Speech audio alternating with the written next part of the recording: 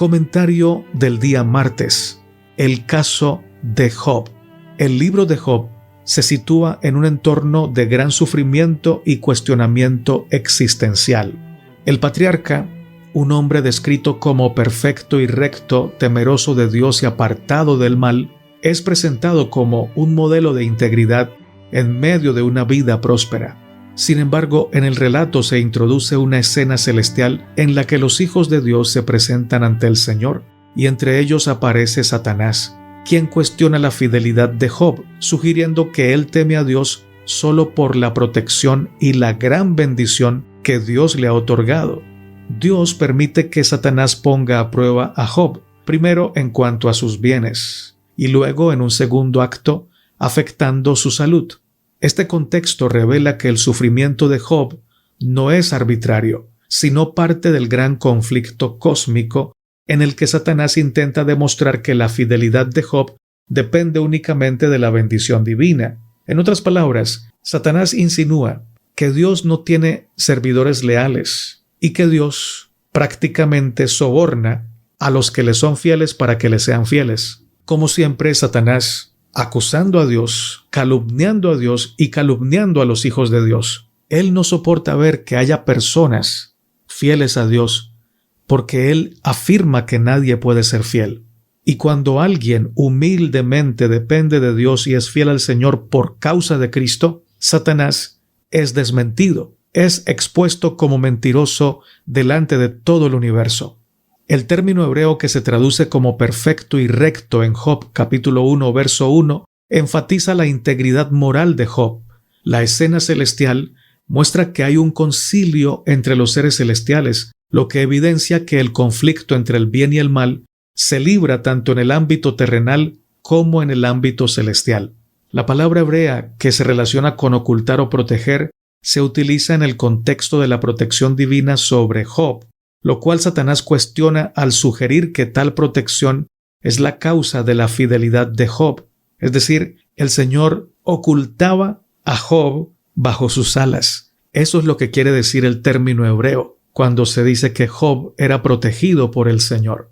En Job capítulo 2, verso 3 al 6, Dios establece límites claros. Permite que Satanás aflija a Job, pero no que le quite la vida, lo que demuestra la existencia de reglas fijas en el gran conflicto, donde la justicia divina y el libre albedrío coexisten sin contradecir la soberanía de Dios. Así que el caso de Job ilustra que el mal no es una creación de Dios, sino que es el resultado del uso incorrecto del libre albedrío por parte de Satanás y de todas las criaturas que han pecado. Dios en su soberanía permite el sufrimiento para revelar la autenticidad de la fe y el carácter del hombre que teme a Jehová. La prueba a la que se somete Job demuestra que la verdadera fidelidad no depende de las bendiciones materiales, sino de una relación genuina con el Señor. Además, este pasaje destaca la existencia de reglas en el conflicto cósmico. Aunque Satanás tiene cierta libertad para actuar, sus acciones están limitadas por la voluntad de Dios, quien nunca viola su carácter de justicia y amor. El ejemplo de Job nos invita a evaluar nuestra fe.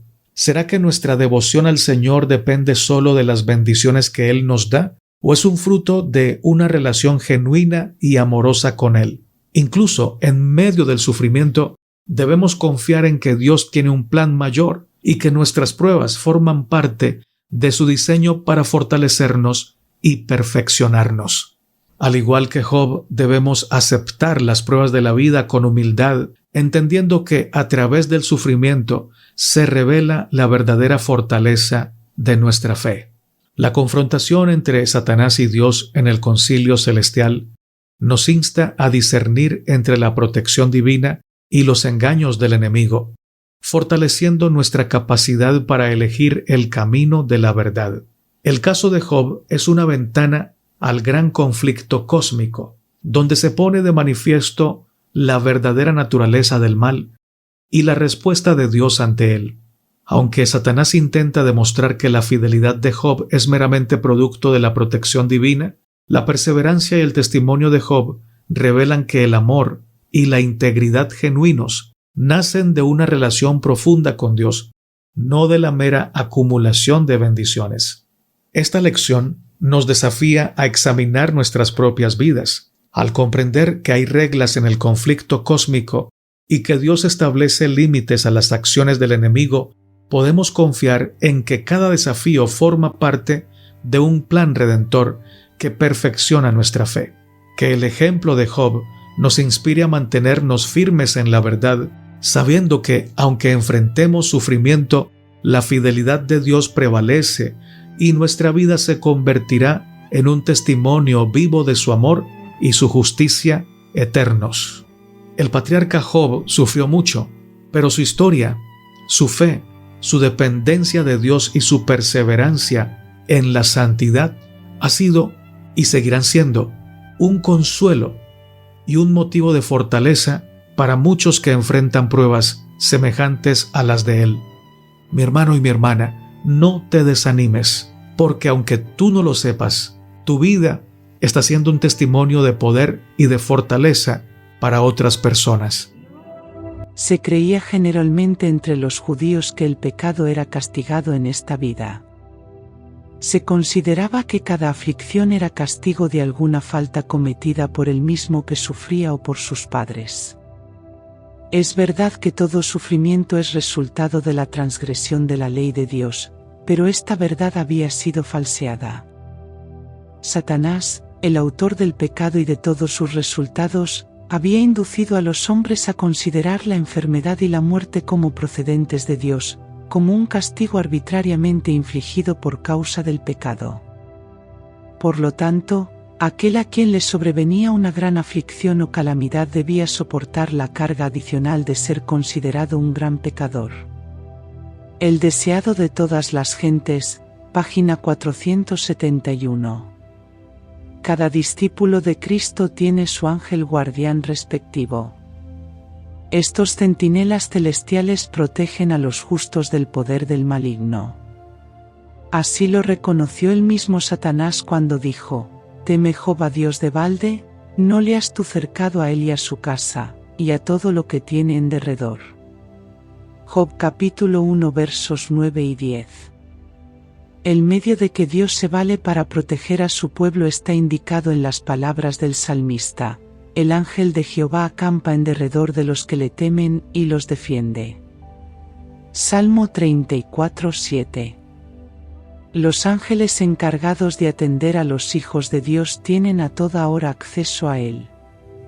Así que, aunque expuesto al poder engañoso y a la continua malicia del príncipe de las tinieblas y en conflicto con todas las fuerzas del mal, el pueblo de Dios tiene siempre asegurada la protección de los ángeles del cielo.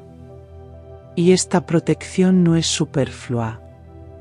Si Dios concedió a sus hijos su gracia y su amparo, es porque deben hacer frente a las temibles potestades del mal, potestades múltiples, audaces e incansables, cuya malignidad y poder nadie puede ignorar o despreciar impunemente. El conflicto de los siglos, página 503. El enemigo no puede vencer al humilde alumno de Cristo, al que ora y anda en presencia del Señor. Cristo se interpone entre ambos como un escudo, un refugio, para desviar los ataques del malo. Se ha prometido lo siguiente: porque vendrá el enemigo como río, mas el Espíritu de Jehová levantará bandera contra él. Se le permitió a Satanás que tentara al confiado Pedro, tal como se le había permitido que tentara a Job, pero una vez terminada su obra, tuvo que retirarse. Si a Satanás se le hubiera permitido cumplir su propósito, no habría habido esperanza para Pedro. Su fe habría naufragado. Pero el enemigo no se atrevió a excederse de la jurisdicción que se le había asignado. No hay poder en todo el ejército satánico que pueda desarmar al alma que confía, con sencilla fe, en la sabiduría que desciende de Dios. Dios nos cuida, página 64.